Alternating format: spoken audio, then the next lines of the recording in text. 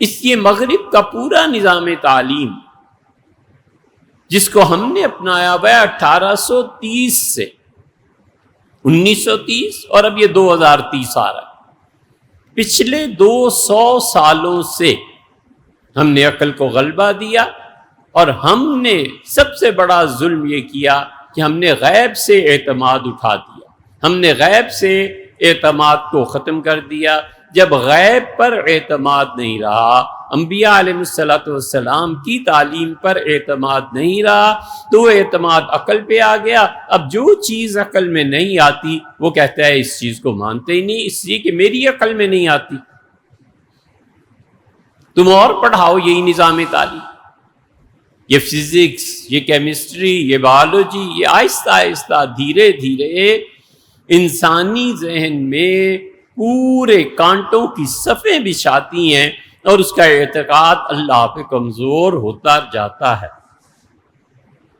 اس اعتقاد کو بحال رکھنے کے لیے اور ان علوم کے بنیادوں کے کمزور ہونے کے لیے جو اینٹی چیزیں تھیں وہ ختم ہو گئی۔ کوئی نہیں کہتا فزکس نہ پڑھاؤ، طبیعیات سب پڑھاتے تھے، پڑھتے تھے، کیمسٹری سب پڑھتے اور پڑھاتے تھے۔ مسلمان تو قرون وسطیٰ سے پڑھتے پڑھاتے چلے آئے۔ انگلینڈ میں ان علاقوں میں کوئی طب کا وجود نہیں تھا، اور ایک بچہ وہاں سے چلا انگلینڈ سے اور آ کے ابو علی سینا کی شاگردی اختیار کی، اور ابو علی سینا نے اسے طب پڑھایا، اور پھر اسے جا کر طب کو لوگوں میں پھیلایا۔ ابن عربی رحمۃ اللہ علیہ کی کتابیں پڑھ کے پھر بہت بڑے بڑے فلسفی پیدا ہوئے۔ یہ سب تاریخ کی مباحث ہیں جن کی تردید نہیں کی جا سکتی، لیکن مغرب کے نظام تعلیم نے ہمیں عقل پر اعتماد سکھایا ہے کہ جو چیز تمہاری عقل میں آتی ہے وہ ٹھیک ہے، اور جو عقل میں نہیں آتی بس اس کو نہیں ماننا۔ اس کا نتیجہ یہ نکلا کہ انبیاء علیہ السلام کی نبوت کا انکار ہوا، اس کا نتیجہ یہ نکلا کہ معجزات کا انکار ہوا، اس کا نتیجہ یہ نکلا کہ کرامتوں کا انکار ہوا، اس کا نتیجہ یہ نکلا کہ جو آدمی دین میں ہم سے برتر تھا اس کی تعظیم ختم ہو گئی۔ اس لیے عقل انسانی وہ کہتی ہے کیا فرق پڑتا ہے کہ ایک آدمی کہتا ہے کہ یہ خاتون تمہارے نکاح میں دی، اس ایک جملے سے کیا فرق پڑتا ہے؟ اس جملے سے پہلے اور بعد کے سب اعمال برابر ہیں۔ ایک صاحب جو بہت نیک بھلے مانس تھے، انہوں نے ہم سے سوال پوچھا اور انہوں نے کہا کہ عقل میں بات ویسے آتی نہیں۔ ہم نے کہا فرمائیے۔ تھے بہت نیک آدمی، کہنے لگے کہ زیادہ سے زیادہ یہی ہے کہ کسی انسان کے جسم کا کوئی حصہ گندگی میں ملوث ہو جائے گا، اور اب اس دور میں گندگی سے بچنے کے لیے منصوبہ بندی کے طور پہ جو چیزیں استعمال کرتی ہیں اگر کوئی کر لے اور وہ فعل کر گزرے جس سے شریعت منع کرتی ہے تو حرج کیا؟ ہم خاموشی سے سنتے رہے، اور پھر خیال میں آیا کہ اب اسے عقلی دلیل دیں، منطق وہ بھی پڑھے ہوئے ہیں، منطقی دلیل دیں وہ رد کر دیں گے۔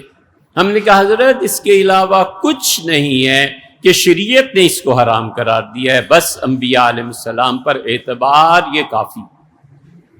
نبوت کا اعتبار اور نبی کا کسی چیز سے روک دینا بشرطے کہ وہ صحیح سند سے ثابت ہو بس کافی ہے۔ عقل کہتی ہے شراب کیوں حرام ہے؟ عقل کی بات سمجھ میں آتی ہے؟ وہ کہتی ہے انگور جائز ہے، حلال ہے، پانی جائز اور حلال ہے، اس میں جو تم نمک کوئی بھی چیز ڈالتے ہو وہ بھی حلال ہے۔ یہ ساری چیزیں سڑ جاتی ہیں اور اس کے نتیجے میں کشیدگی ہوتی ہے، اب اس میں کون سی چیز حرام ہے؟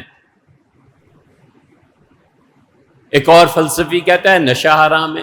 ارے حضرت نشہ کیسے حرام ہے؟ یہ عقل کی بات ہے، نشہ کیوں حرام ہے؟ نشہ اس لیے کہ غفلت طاری کر دیتا ہے، سمجھ کچھ نہیں آتا۔ حضرت رسالت پناہ صلی اللہ علیہ وسلم کے زمانے میں ایک صحابی رضی اللہ عنہ کا اللہ کے رسول میں نے کبھی شراب نہیں پی جب سے چھوڑ دی،